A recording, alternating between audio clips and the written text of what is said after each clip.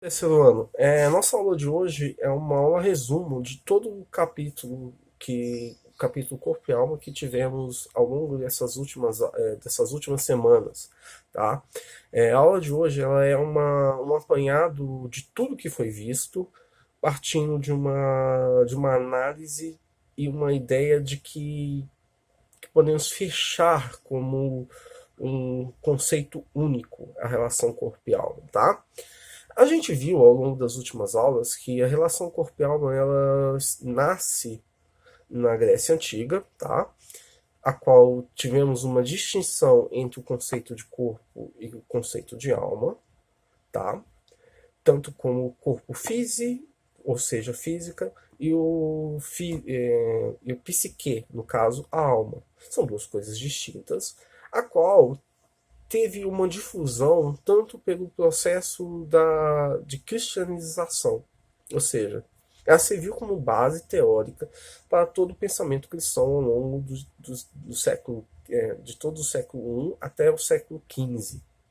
Chegando ao século XV, pessoal, essa noção de corpo e alma ela começa a ser mais adaptável a conceitos da ciência, principalmente com Descartes. Né? Descartes ele já trabalha em um processo mais fisicalista da alma, ou seja, tratar o corpo e a alma como um processo meio mecânico, ou seja, a alma é aquilo que chamamos de um processo de movimento e o corpo o meio a qual a alma se interage com o mundo, né? Uma das coisas que a gente viu também é a relação entre fenomenologia e fisicalismo. A gente viu que no fisicalismo é uma renovação do conceito a qual vimos em Descartes, mas tratando de uma maneira mais contemporânea, tratando o corpo humano apenas como uma ideia de um software, ou seja, de um programa de computador. A gente viu também com a atividade da análise do mangá, no caso do OVA do Alita, que temos aqui, né? Vimos que o corpo ele é trabalhado como um processo também quase transhumanístico, ou seja, temos a ideia de um corpo como uma máquina, né? O corpo tratado como o cérebro apenas ser tratado como a sede do nosso pensamento, a sede do nosso, aquilo que chamamos em tese como a alma, e vimos que o resto do corpo ele se transforma apenas em um meio, ou seja, um meio de locomoção, uma forma de adaptar ao conceito de Descartes. Com a fenomenologia, vimos também um processo de Gestalt, que foi trabalhado por Merleau-Ponty, a qual ele descarta, de fato, essa ideia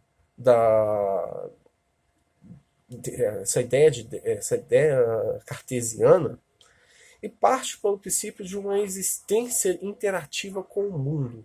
O corpo se interage com o mundo, ou seja, a realidade se interage com o nosso meio.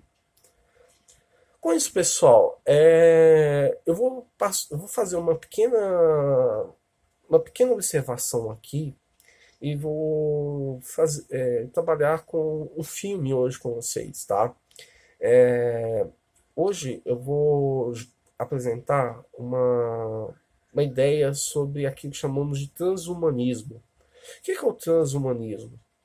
O transhumanismo é um processo de adaptação daquilo que chamamos do corpo humano a um processo mais fisicalista, mecanicista, ou seja, substituição do corpo por máquinas, tá? Mas o filme a qual nós vamos apresentar é uma versão quase contrária a ela. Vocês já ouviram falar do Homem Bicentenário? O Homem Bicentenário é um robô que faz o processo inverso. No lugar de ter um corpo extremamente robótico, ele começa a substituir o seu corpo por partes que se adaptam ou que se são semelhantes ao corpo humano.